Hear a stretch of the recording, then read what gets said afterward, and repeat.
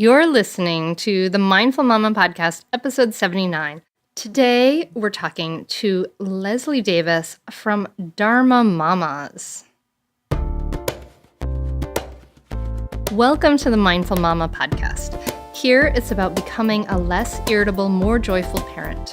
At Mindful Mama, we know that you cannot give what you do not have. And when you are thriving, when you have calm and peace within, then you can give it to your children. I'm your host, Hunter Clarke-Fields, Mindfulness Mama Mentor. I coach overstressed moms on how to cultivate self-awareness in their daily lives and to take family and life to a new level of awakening. I've been practicing yoga and mindfulness for over 20 years. I'm the creator of the Mindful Parenting course, and I'm the mom of 2 girls, ages 7 and 10.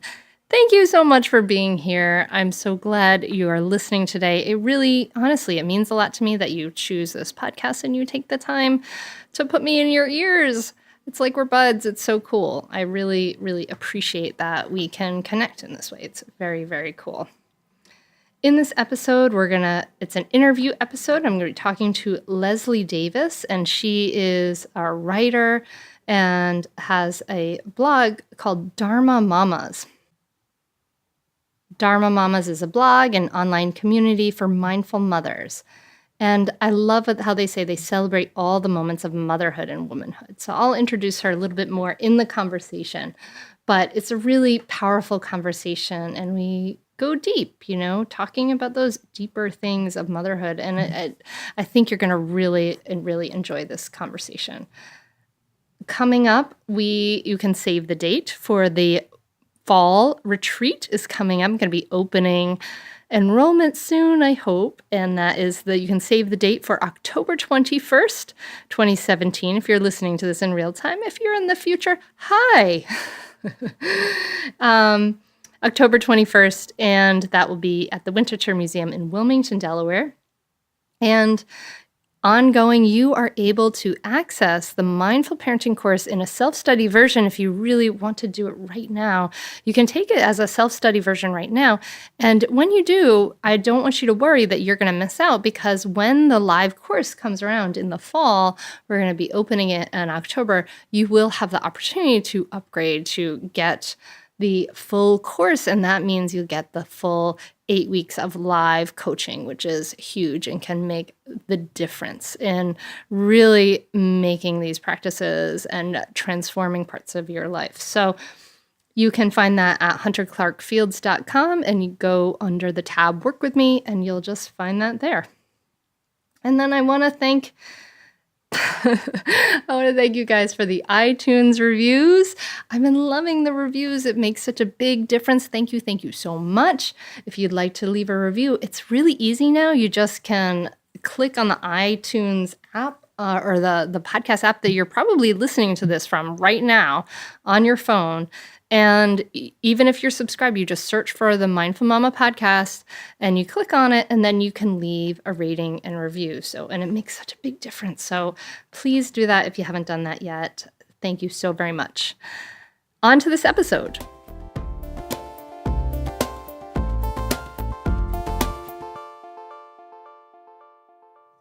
So welcome to the podcast today. I'm really excited to talk to Leslie Davis, and I encountered Leslie's writing because I got an email in my inbox, and it had the start of a blog post with this, where in this blog post, this child is talking to his mom. There's a story is Leslie writing about her teen son being bored, very bored and he's at this retreat.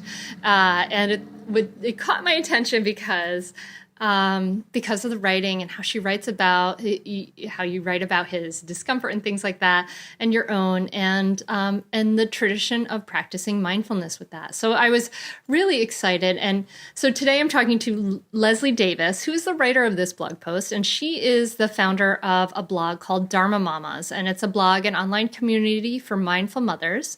And they share stories of women who nurture themselves, their children, relationships, families, and communities with a foundation of mindful awareness. And they do that through interviews, articles, personal essays, creative writing, and poetry. And they celebrate all the moments of motherhood and womanhood. So welcome to the Mindful Mama podcast, Leslie. Thank you so much for having me. I'm really excited to talk to you today.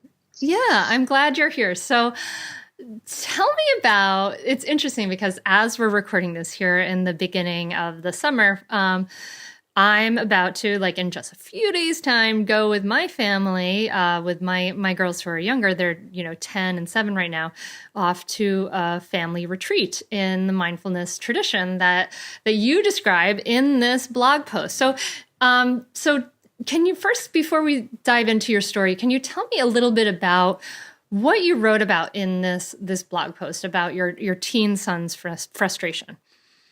Absolutely.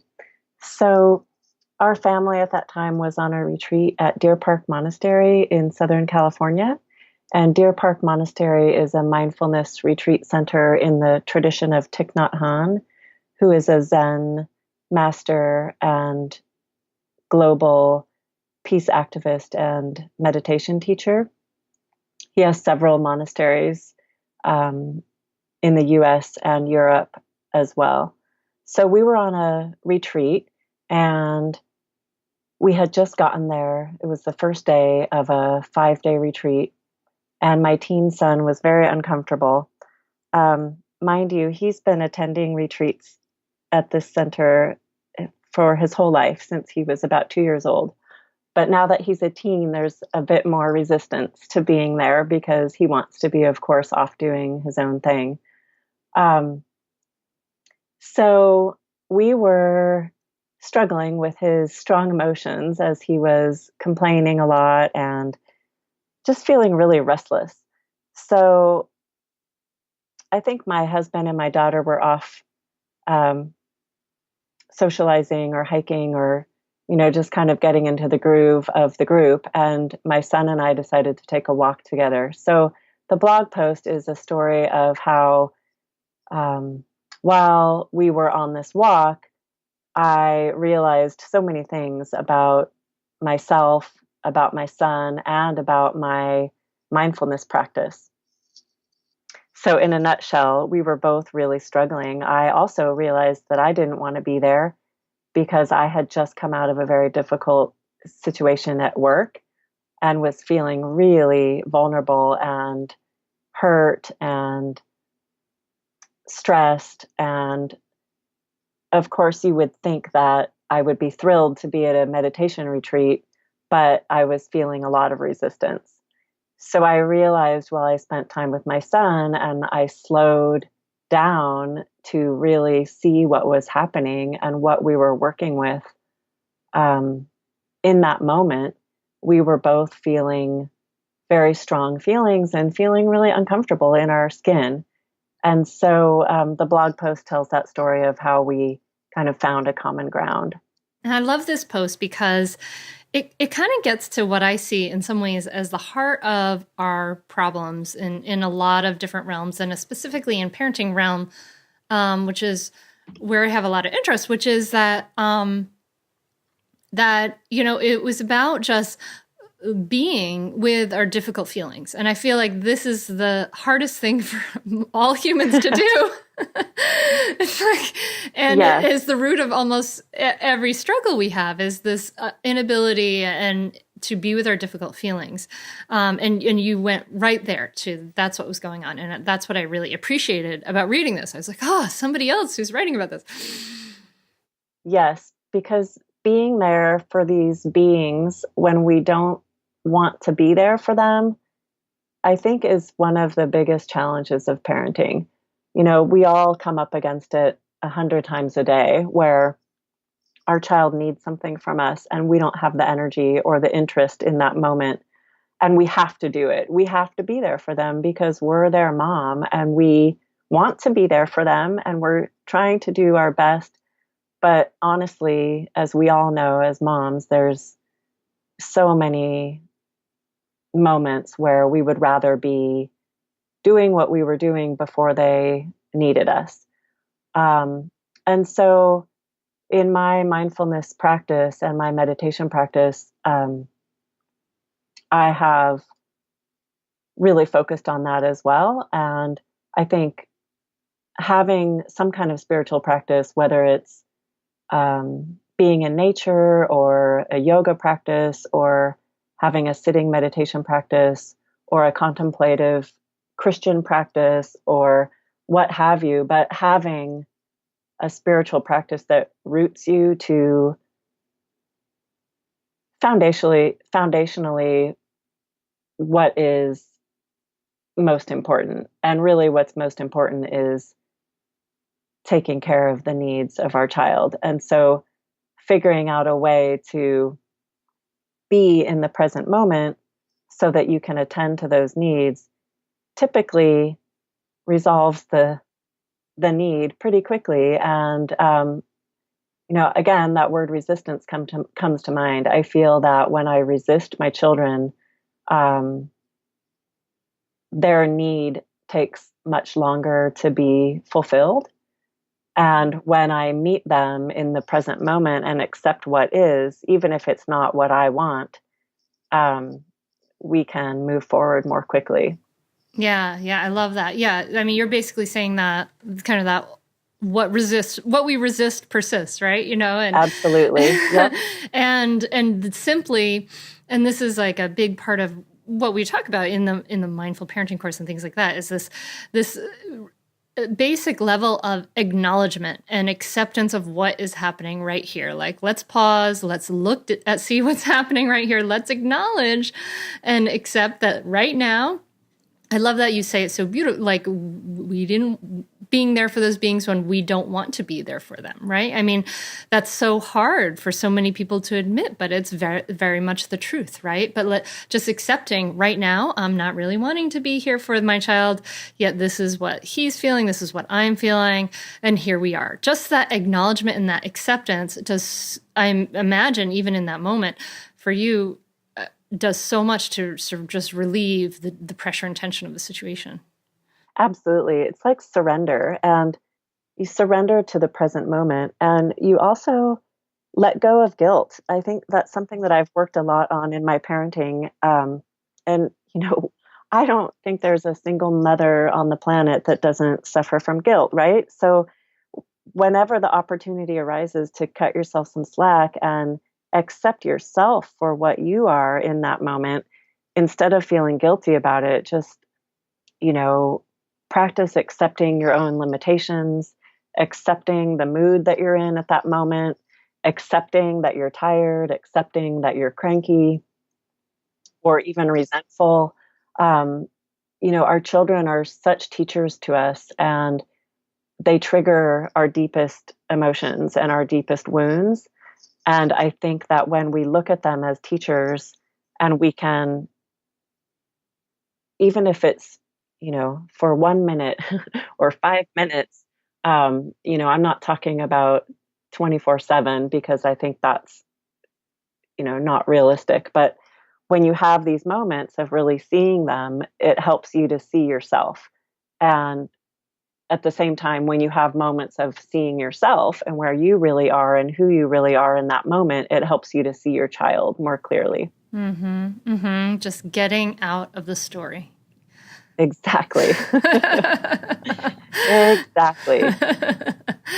We are such storytelling, meaning-making creatures, for sure. That's right. It's how. And I think so much of it is that our children want to be seen and they want to be heard. And so when we as parents can slow down enough and really listen to them, and we can do less and say less and just be present for them, things typically go more smoothly. And I mean, I've had many, many gazillions of experiences where I've slowed down to be there for my child, and they're still, they're not calming down. They're still wound up. They're still crying. They're still raging. They're still complaining, whatever it might be. But I feel that when you settle yourself, they'll kind of burn out faster. They'll get through their tantrum faster than if you're engaging in it. Yeah, you're not feeding the fire, right? Like you Exactly. Yeah. Just calm and staying in touch with your own breathing and your own center gives them that kind of a backdrop to, push up against, but they're not going to push you down. So if you start engaging, and which I've done plenty of times, I was going to say easier said than done. anything, it's all easier said than done. But I do feel that staying in touch with my breath throughout the day and, really reminding myself to breathe into my belly and I'm not talking about only when you're in a formal sitting meditation practice, but as you're doing the dishes, as you're in the grocery store, as you're driving the kids here and there, after school, doing homework, keeping yourself connected to your breath. And even, sometimes I'll put my hand on my belly and make sure that I'm breathing down low because that helps me stay a lot calmer.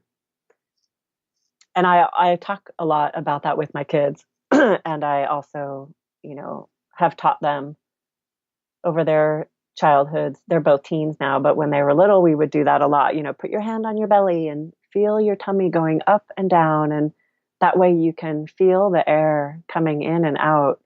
And after 3 or 4 deep breaths, they do calm down and they come back to their own center. That's so beautiful. So you have teen kids and you have been taking them to retreats and things like that. And mindfulness has been a big part of your life for a long time. Tell us take us back to the, more or less the beginning. Like when did you discover mindfulness practice? And Well, I discovered the mindfulness practice through a book of Thich Nhat Hanh's called Peace is Every Step. Before I was married and before I had kids. And I loved his book. And it was the kind of thing where I just took it for face value. It was a book, and I didn't put into practice any of the things I read in the book, but the book was amazing and changed my thinking around quite a few things. But then when I got married, after a few years, my husband started a sitting meditation practice, and he was going to the San Francisco Zen Center. And then after that, he found out about Thich Nhat Hanh and went to a day of mindfulness, and he started meditating. Then we had our son in the year 2000. And right around that time, my husband started getting very involved in a sitting practice. And so it was starting to rub off on me, but I still wasn't sitting meditation myself. And then after I had my son, I realized that I was kind of incorporating some mindfulness techniques with him as an infant. And then... Wait. So what does that mean? What were you doing with him as an infant? Let me get back to that. Okay. But I wasn't really conscious of it, but I was just trying to stay with him and stay present stay calm. But then I had a pivotal experience attending a day of mindfulness in the Bay Area where, I don't know, quite a few things just gelled for me. And I realized that I needed to start sitting myself and become a meditator so that I could give my son the fruits of that practice, so that I could be more calm and be more centered as a mother. And what I realized was that I was a long-term breastfeeding mom. So I had been nursing him. He was about 2.5, and he weaned at around 2.5. And I realized that all that time that I had been nursing him, I felt like that was my spiritual practice. That, 10 times a day, 12 times a day, as I put him to the breast, I would sit down and be present with him and have this very, nurturing experience of feeding him. And this was before the cell phone era before smartphones. So I got lucky. You couldn't scroll while breastfeeding like the rest of us. I didn't have to deal with having Instagram in my hand while I was nursing him. I was really fortunate that I made a practice of sitting intentionally, and I would often read a book or a magazine, but I would really try and be quiet when I would sit and nurse him. Mind you, it was my first child, and so I had the luxury of having the one baby. Um, but I realized that I had never dedicated myself to something like that, and that feeding him became like a spiritual practice, showing up whenever he needed to be fed. I was nursing on demand. He wasn't on a schedule. So meeting his needs whenever he had the need, and no matter what mood I was in, no matter what I was in the middle of doing when he needed to be fed, I would have to nurse him. And so I realized that I was showing up for myself. I was showing up for him. I was showing up in a way that I had never experienced that kind of a rigorous discipline. And the connections between parenting and spirituality really became clear to me at that time. And I also would imagine other women at night when I was laying in bed nursing him. I would imagine other moms doing the same thing in my city, in my state, all over the globe. I would think about how there's thousands of other women right now nursing their babes in the middle of the night when they would rather be sleeping. And it was so comforting to me. And so that became my imaginary mama community.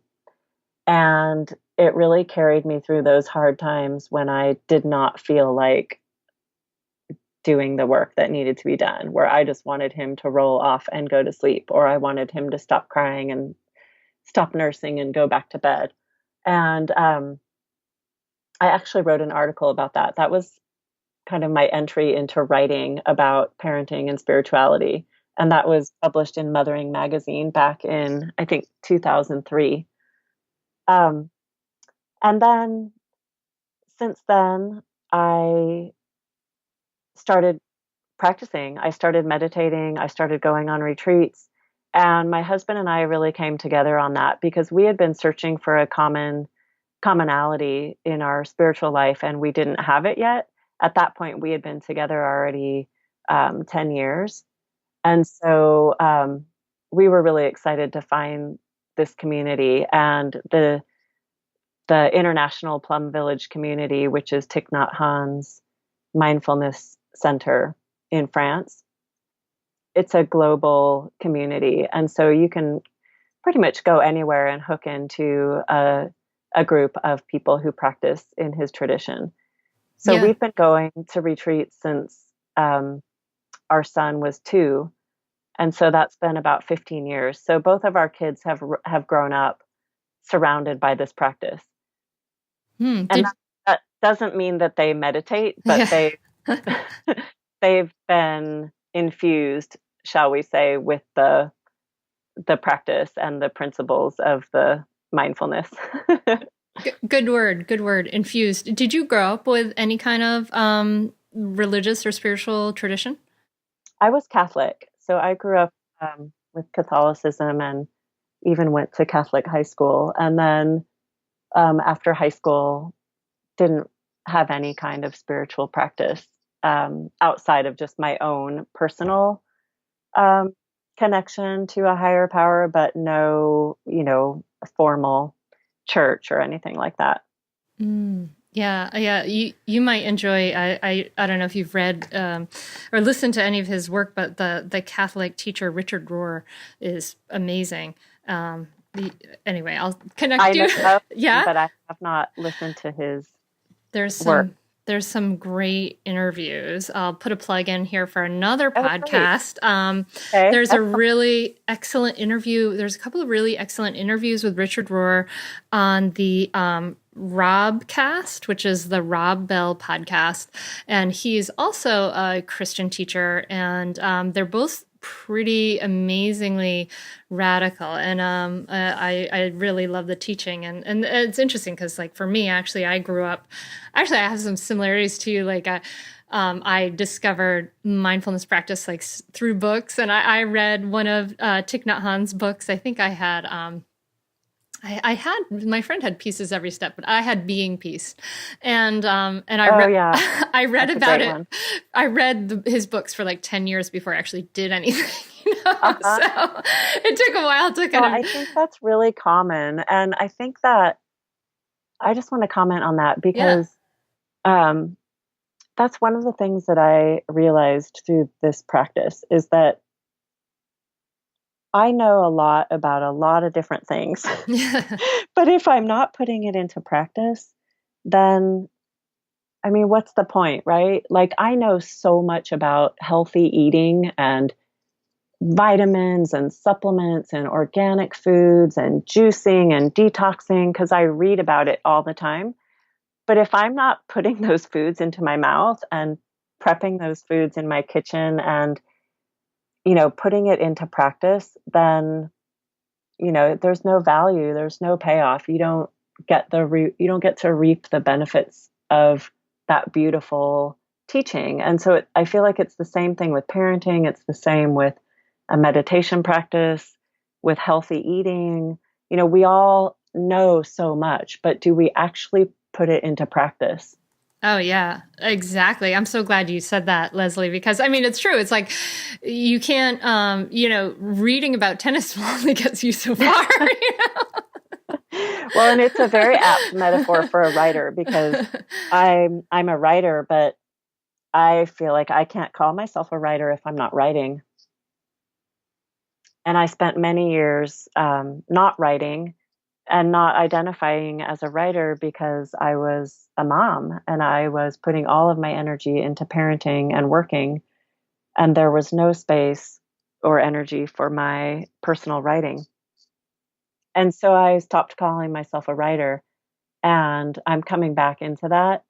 And it feels really good, but I'm also realizing that same theme. It's like I can't call myself a writer unless I'm writing. I can't call myself a gardener unless I'm out there working in my garden and growing the food. It's like I just find it so interesting. And I come back to that a lot in my life. And um, I think because I love to read and I've had periods of my life where I've been very academic and um, that it's just easier for me to learn about stuff through reading and then to actually get out into the world and do it and put it into practice um, can sometimes be a challenge for me. I hear you. That's how I feel about cooking. Yes, That's how I feel about same for cooking. me. It's We have a lot in interesting common. what you were saying about like the idea that I can't call myself a writer, and this idea of identity that you're bringing up, right? And I guess it's our sort of ego, right? Our sense of self, our sense of like a cohesive self, and that has a sort of sense of narrative about ourself that wants to have this identity, this word. And I wonder if the idea of the wanting, if we can sort of take that idea of this sort of ego part of ourselves wanting to have that identity, right? To be a writer, to be an artist, to be whatever, a gardener. We can use that as motivation to propel our practice in whatever those things are forward. Absolutely. What comes to mind immediately for me, it's kind of like a visceral reaction, is to drop it all. I mean, I'm not that evolved. I'm certainly not dropping it all. I'm still striving to be certain things in my life, especially in this stage of being middle aged. Um, but I think somewhere deep in my gut, I mean, that's what came to me is, just let go and drop those goals because really, um, I think, how can I put this into words? I think fulfillment comes from such a deeper place, and we don't need to identify in any way to be the person that we already are. And I think that's definitely something that I've learned from meditating, is that when you sit down to spend your 10 minutes or 20 minutes or 30 minutes on the cushion, quieting your mind, it doesn't really matter who you are or what you do. You're coming back to yourself and to your home, which Thich Nhat Hanh talks a lot about, is, I am home. And when you connect with your breath and you connect with who you are, when everything else drops away, that's when you're truly home. And yeah, so I guess, that's the goal, but, the struggle is, how do we do that, right? Um, so for me, it's taking care of my feelings and taking care of um, my needs, and making sure I don't forget about myself, amidst all of the, you know, things that we all have to do as a mom, um, and being kind to myself. So I'm getting kind of off on a tangent, but I think, uh, yeah, I think trying to let go of the grip that we have on identifying so strongly. Um, yeah, it's definitely something I'm working with. So don't have it all figured out, that's for sure. It's funny because you talk about this in terms of writing, because so I've created the mindful parenting course, and I'm writing a book on this, and so I'm excited. It's like to go along with the course, and I'm excited. I've finished draft of chapter 1. I'm working on draft of chapter 2. That's great. And I just recently had this like moment of like, okay, so if I'm, being really ambitious and goal oriented, and I wrote it on my calendar, I could like fit like to do chapter 2 this week, and then do draft of chapter 3 the next week, and fit it all in and have chapter 8 done draft by August 25th. I love it. And I realized I was just stressing myself out, like, oh, I bet. Right. I was just completely stressing myself out because I was like, oh my gosh, okay, well, I shouldn't go for my run today because I should just get my 90 minutes of writing in, and, but we have these logistics to take care of because we're going away. And, it's so funny. And so I just had this conversation with my husband about this, like, maybe I could, since I'm kind of my own boss, I could just chill out with myself a little bit, right? Oh, I so hear you. We have so much in common. I can't even believe it. So I have that same challenge every single day. Yes. And it's just like I need to walk the dog. I want to do sitting meditation. I want to stretch. I want to go for a hike. I want to sit down first thing and do my writing. My kids need me. They're both home because it's summer, and it's like, how can I structure my time so that I can get my needs met and meet my kids' needs? And, and then try and meet those goals that you set for yourself, which, I think it's important to set goals because, you need to. It's helpful, right? But it's the middle path, right? It's the middle path, like, because then there's a moment of like letting go of that. Like when I'm feeling this stress, it's like, this is silly. I just need to let go a little. It's not like I'm. Well, and I noticed that you said should. I should do this. And I think that if we could all get rid of that word, I mean, if we just erase that word from our vocabulary, it would be really helpful. It would be completely helpful. So you mentioned like coming home and taking care of my feelings and my needs, as when we come back to this idea of like fulfillment coming from a deeper place and not necessarily from this sort of identity. And I'm wondering about when your kids were younger, because a lot of the moms I work with and who listen to this have trouble just having feeling their own permission from themselves to meet their own needs when they have a young child. Oh, yeah. And I'm wondering, what was that journey like for you? Because for me, it was really Interesting. Like I didn't have that struggle. I knew from my path that I had to meet my own needs. So, my baby had to had to work with me. Like we had to meet your needs. Right. Yes, your needs are obviously more immediate, but we also had to fit my needs in there too. Otherwise, I was going to be a crazy person, and I knew that wasn't going to help my child. But so many moms, I know from working with so many moms that this is not the norm, and in fact, most people have trouble even giving themselves permission to meet their needs. So, what was that like for you when your kids were young? Great question. Great question. And I will share some of my experiences. It was definitely an ongoing challenge, that's for sure. When my kids were young, I homeschooled both of them, and I am a freelance marketer. So I was working for clients at home and had the kids at home. So it was very challenging for me to meet my needs because I was with my kids all the time. And so, um, some of the things I would do, I would try getting a babysitter, getting my mom to help take the kids so that I could have time for myself. But then I would end up working, um, or I would end up running errands, or I would end up being completely stressed out because I had a list of about 20 or 30 things that I wanted to do during that 2 hour block that I had. And I'm sure everyone can relate to that. It's like I wanted to take a shower, take a nap, go to the grocery store. I wanted to go for a run. I wanted to, meet a friend. I wanted to write in my journal. I wanted to clean out my closet. I wanted to, it was like there's so many things. You wanted to cook. You wanted to read a book, take a bath, whatever it was. I would have a gazillion things that I wanted to do. I think you're getting like a whole bunch of amens right now here.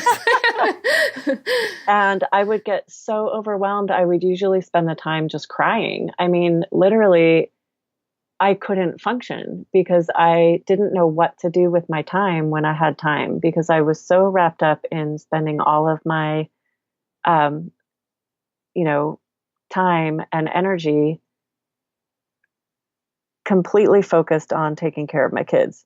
So, what I learned over the years was that I needed to make a list ahead of time and do that laundry list and kind of daydream everything I wanted to do and then pick one ahead of time so that when I had the sitter or the helper or the break, or my husband was with the kids and I had that time, I would go to my list and I would look at the one that I had circled. And even if it wasn't the thing I felt like doing at that time, I would be like, okay, that's what I'm going to do. Because trying to make a decision in that moment was so overwhelming to me. Decision And fatigue. yes, absolutely. And then the other thing that actually I'm having a few different ideas, but the one thing I really want to share was that um, what I started doing is after going to several of these mindfulness retreats, I remember a distinct conversation that I had with one of the teachers there, and he shared with me how um, actually being with your family or being with your children is me time. And I was like, what are you talking about? So, in this mindfulness tradition, there's a concept that Thich Nhat Hanh teaches called interbeing. And interbeing is the idea that everything is connected.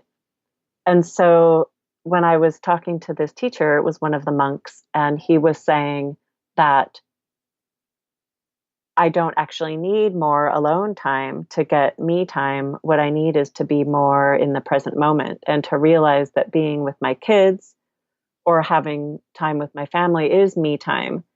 And I did not understand at the time what he was talking about. I thought he was completely off the mark. I was like, what do you know about parenting? You don't have kids. You've never done this. And I was just thinking, what? But what I've realized over the years is that it's such an amazingly beautiful thing because when I feel like I need time to myself and I can't get it, what I can do if I'm with my kids is be more present. And if I'm more present with them, I'm actually getting fueled up and I'm getting an energy shift and I'm feeling nurtured. But if I'm with them and I'm in my head and I'm thinking about other things, or I'm feeling annoyed or stressed and wishing I was alone to have my me time, then the experience is a, a, a drain on my energy and I get really sapped. And I'm not a high energy person and I need a lot of downtime. And so that was a very important thing for me to learn, because I've learned how to get time for myself even when I'm with people, because I'm definitely an introvert and I've always had this desire to have my alone time and I have to be alone. And especially as a mom, that's been very strong for me. So I just want to share that as a way of possibly getting some kind of a little bit of a recharge, or getting fueled up a little bit, even when you are with your children. This is an interesting idea. I totally hear what you're saying, but I think it might be both. I think it might be both and, like that Yes, there's letting go of that resistance in the present moment, practicing to be more present, practicing to let go of all of our baggage about wanting some things to be other than they are. That could, I hear you. I meant that recharges your energy in so many ways. And, there's that need to be alone as well, like actually alone. absolutely. Yes, absolutely. Because I think that is crucial. And I think, if there's any way that when you have little ones, to get friends to help, or neighbors, or, if you have a mommy group to do trades and watch each other's kids, or on the weekends or in the evenings, if you have a partner. I know it's harder for single moms, but if you have a partner that can help with your kids, I mean, that is crucial, because you need to do it for your sanity and you really need to put yourself first and give yourself a break. I mean, we're so hard on ourselves as moms. So I think that being kind and creating space for yourself, and even if you don't do anything during that time, if you just, end up looking at social media the whole time, at least you're not doing anything for anyone else. You're just refueling. I think that's very important. I think that some of the problem comes is the sense of worthiness. Like Hmm. that many moms don't feel like they deserve to have that time. Like they may not get the support, or may not do the work it entails to kind of be creative about making that time for themselves, because they don't feel worthy of that time. Hmm. I don't, Yes, it's absolutely. I've definitely struggled with that for the last 17 years myself. And I have a very supportive husband, very supportive, and he's very busy. Um, he has a big job and does a lot of volunteer work. But when I tell him what I need or ask him for time, he's always very supportive and does what he can within, the bounds of his schedule to create that opportunity for me. And sometimes I've had to say to him, I can't remember to ask for help, so I need you to volunteer it. Or, this is what I need you to say to me, once a week is, hey, Les, do you need to go for a hike? Do you need to go out alone for a while? I'll take the kids. It's like I remember giving him those instructions, because sometimes we just need to ask for it. Um, and so he did that. He took it to heart. And there were times when he would just out of the blue say to me, hey, do you want to go have some time for yourself? I'll take the kids to the park this afternoon. And it was so wonderful, because on that particular day, let's say, I probably wouldn't have asked. I was too wrapped up in having to take care of everything and having to be on and having to be available and not feeling worth it.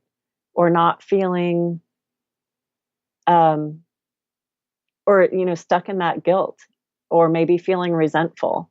Um, and so if you have someone in your life that you can ask for support and maybe tell them to surprise you with it, I found that to be very helpful. And accept it. Accept And it, dear accept it. listener. Absolutely. Don't ever turn it down. Don't ever turn it down. Don't ever turn it down. So, what do you feel like?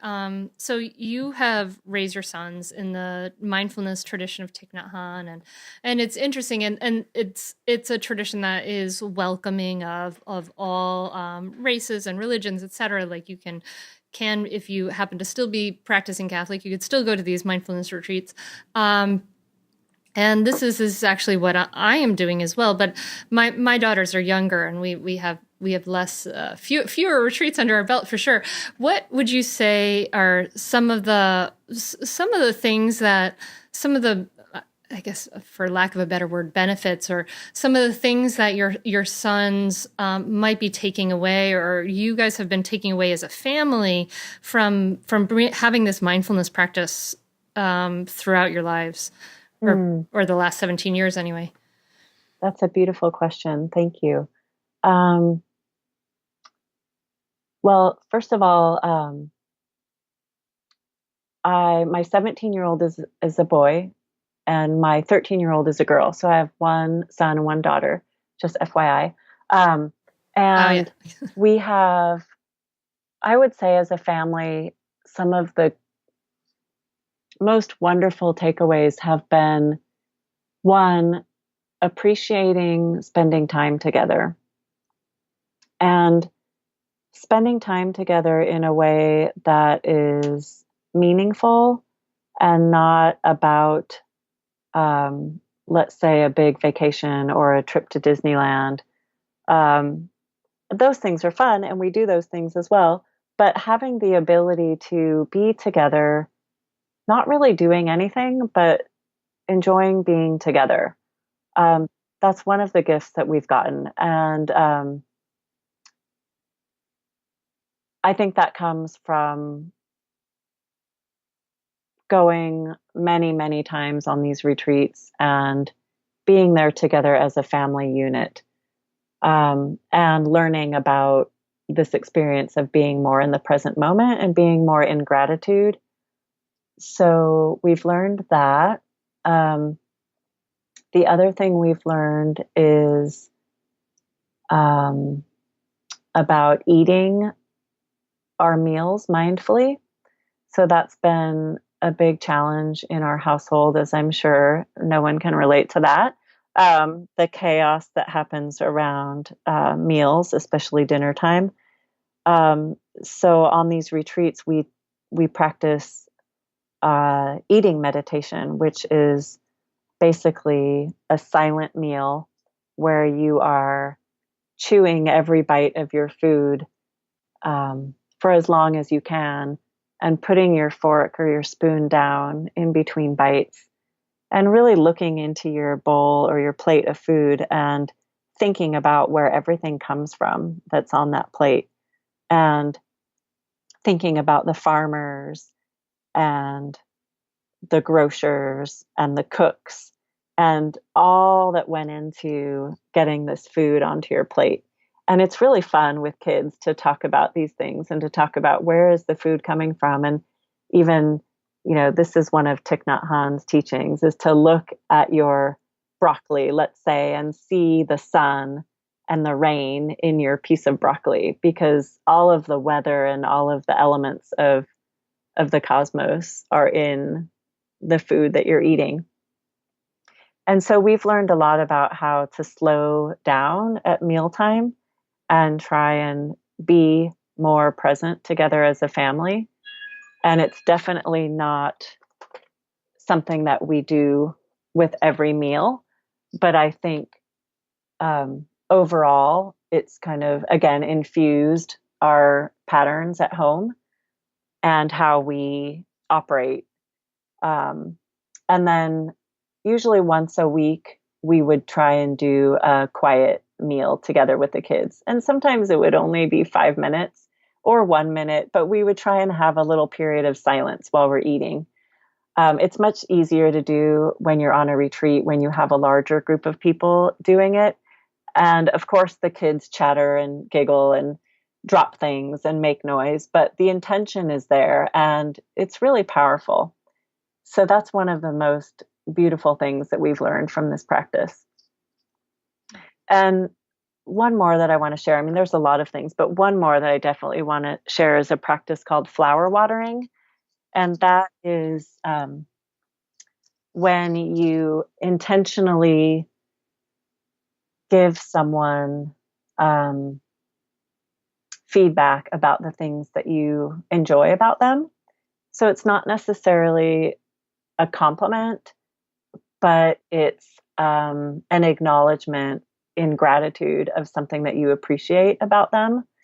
And it's called flower watering. So if you imagine yourself as a flower and you don't have water, you're going to get really dry and withered and eventually fall over and die. And so flowers need water. And so human beings need that too. So it's a way of nurturing each other. And so that's a really fun practice to do with children. And you can have fun with it. You can put flowers on the table, or you can actually do it outdoors and water your flowers, and then, exchange these gratitudes with each other. We've done that a lot. I love that. I have also done flower watering, and man, did I cry. Oh, yes. I cried. It's funny because... You mean when people were watering your flower? I did. So I went on retreat with just my daughter, who's now 10, when she was 6, when Thich Nhat Hanh came on his last trip to the United States. And so the two of us camped out, and that's the first time I ever learned flower watering, and we did it. Aww. And I expressed my regrets. And at that time, I was really struggling with my temper, and I had so much regret about that. And it really was a great teacher for me ultimately. But, it's hard to do, to see that this energy in me was like hurting her. And just appreciating her. So there were a lot of tears for me. Yeah. Well, it's wonderful too that she got to see that and to see you and your true feelings. And I'm sure there was a lot of forgiveness that happened in that moment as well. Yeah. I think that we've all, certainly grown a lot from them. So, Leslie, it's funny because I've taken you a little bit over time because I just could hang out and talk with you for so long about this. So where can people find out more about your writing and your work? Excuse me, dharmamamas.com is the blog that you were talking about earlier, which is a community for mindful mothers. It's very similar to what you're doing, the work you're doing in the world, but the context of Dharma Mamas is mostly for mothers. The contributors are mothers who are practitioners of a mindfulness practice, but anyone can read the articles and I'm sure get something out of them and enjoy them. And if you're interested in contributing, please take a peek at our submissions page. And my personal blog is heartlunge.com, heart and lunge, the yoga pose, so heart lunge.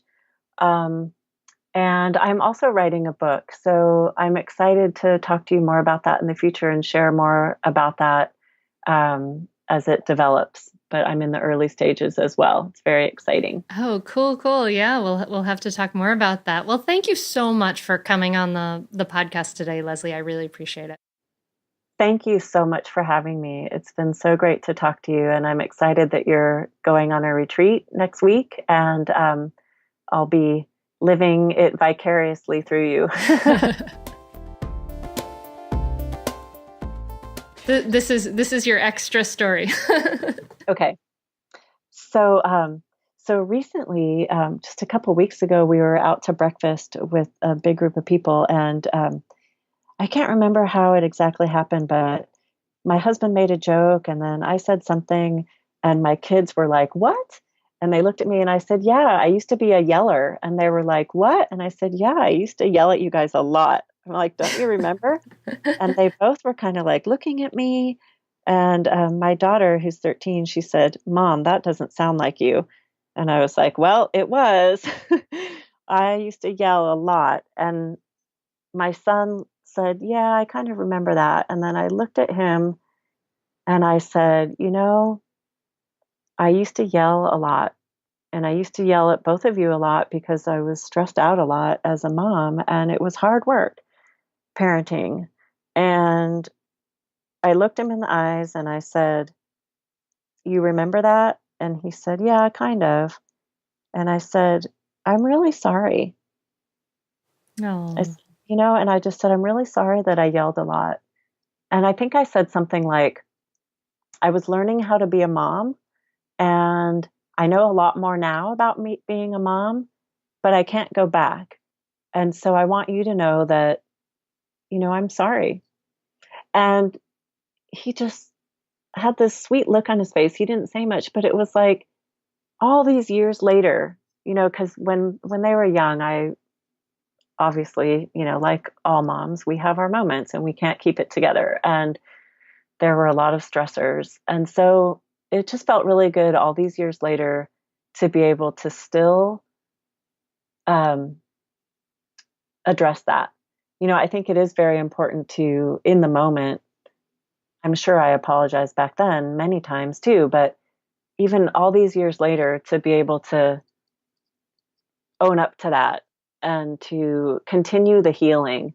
So it was a really important little moment. And I just wanted to share that because I feel like when our kids are young, we're so worried that we're messing things up. And if we, break down and, rage on them or lose our temper, whatever might happen, that we're ruining them for life, right? Like you Totally. said, Yeah. you're really struggling with your anger and it's very emotional and we feel so guilty. But I think that acknowledging it, if you can, when it happens or, that day or the next day but also you can talk about it after the fact, weeks, months, and years later. So it just felt like a win. That was a little proud mama moment where I was like, okay, we talked about this thing from the past and continued the healing.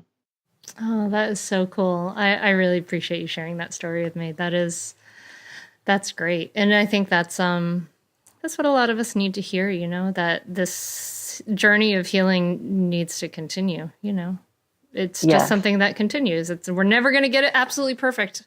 That's right. Yeah. It's an ongoing journey. Thank you so much for listening. I hope you enjoyed my conversation with Leslie, and I hope you are inspired to slow down and bring some mindfulness into your life as well. I have ways to support you I have guided meditations. I have the free 5 Simple Things course, all at hunterclarkefields.com. You can find the free resources page. And if you are ready to dive deeper, you can find the Mindful Parenting course as a self-study version under Work With Me. And if you do, remember, you still have the option of joining the live course when it comes around in October.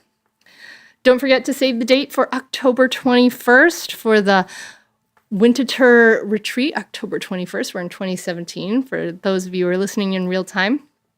And these retreats are really powerful. I mean, I was reading the feedback the other day. It was like amazing. It was so unbelievable. People felt like it really changed their life. I mean, it was really astounding feedback. So if you are in for a life-changing day and a day of relaxation and connection and just coming in touch with that true, authentic you, this is what this is for. It's I'm not sure if we have the registration page open yet, but certainly save the date for October 21st. And if you are on my mailing list, I will let you know when registration opens. If you have any questions, certainly email me at hunter@hunterclarkefields.com. You can find the show notes at mindfulmamapodcast.com. And you can find the free audio guides just for podcast listeners at mindfulmomguide.com. And it's a great way to bring some of this really into your life. And anyway, let me see. What else can I thank? I can thank you for being here. Of course, dear listener, thank you. Thank you so much. Coming up soon, we have some new guests coming up. I've had some lovely recommendations. Thank you. And also, I'm going to be doing a solo podcast about the best ways to stay calm when parenting challenging kids. So that is going to be coming up soon. Did I say leave a review? Please leave a review. Click and do that on your phone. It's so easy. And finally, thank you so much to Bill. Thank you, honey, for going to get the girls at camp while I record this, and for the music. So that's it, I guess, today, folks. Just from me to you, I'm just really wishing you more ease in your week. I'm wishing you that you make your self-care a priority, that you make your own peace a priority. And thus the ripple effects go wide. It's really your responsibility, no one else's, your own well-being and happiness. And it's important. You are important. So thanks so much for listening. Namaste.